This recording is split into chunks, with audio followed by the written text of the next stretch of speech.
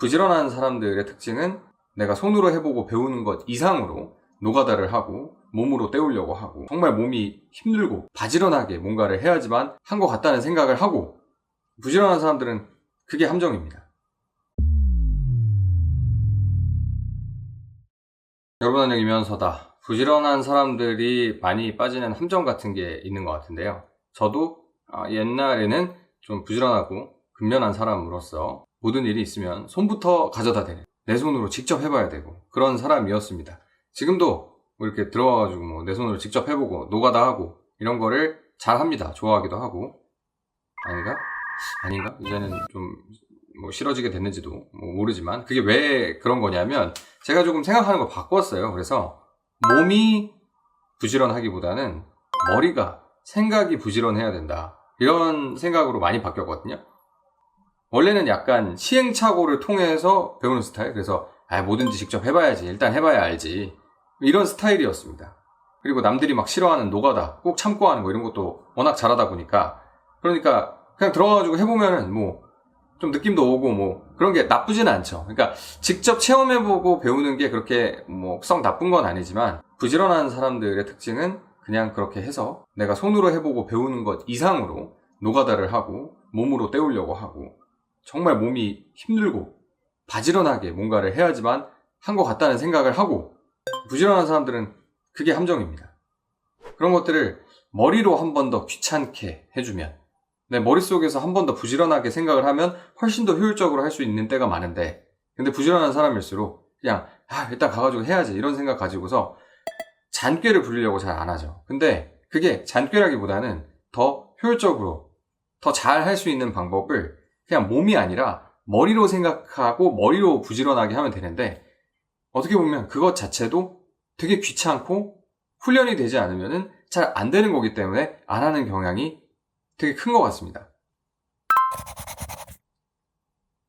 제가 이렇게 몸으로 때우고 몸으로 부지런한 거를 더 이상 하지 말아야겠다라고 생각하게 된 거는, 이렇게 몸으로 때우는 걸 하면서 시행착오를 너무 많이 겪어서, 해보면서 배우는 게, 일을 많이 하다 보니까 어느새 시간이 지나면 좀 배우긴 배워요. 그런데 결론적으로 내가 이렇게 업무를 하면서 배운 걸 싹 돌이켜보니까, 정돈된 생각을 가지고 머릿속으로 치열하게 고민하고 정리한 후에 하면은 굳이 그 정도의 노가다를 안 해도 됐던 일들이 너무 많은 거예요. 그러니까 어느 순간부터는 그걸 치워버렸죠. 모든 일들을 다 직접 해봐야지, 직접 해보고 나서, 부지런하게 해보고 나서 뚜껑 까봐야 알지, 아주 틀린 말은 아닌데, 근데 그런 생각을 하기 전에 먼저 논리적으로 생각하고 합리적으로 따져보는 습관이 생겼습니다. 그러니까 일이 훨씬 빨라져요. 실패할 확률도 줄어들고.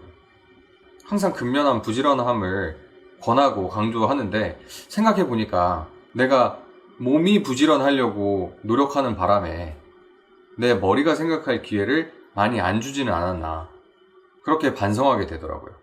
그래서 이제는 무슨 일이 나한테 주어지든 간에 먼저 이렇게 보고 골똘히 생각을 해봅니다.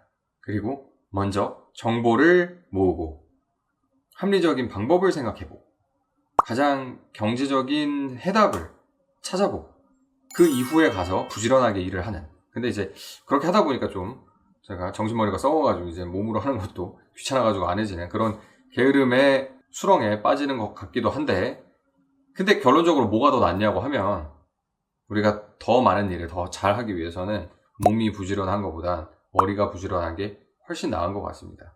그리고 생각도 자꾸 해봐야지만 익숙해지고 자꾸 해봐야지만 수월하게 되지, 몸으로 자꾸 때우다 보면 생각을 잘 안 하게 되고 습관이 안 되니까 머리가 부지런해지는 것이 너무나 귀찮게 느껴질 수밖에 없는 것 같습니다.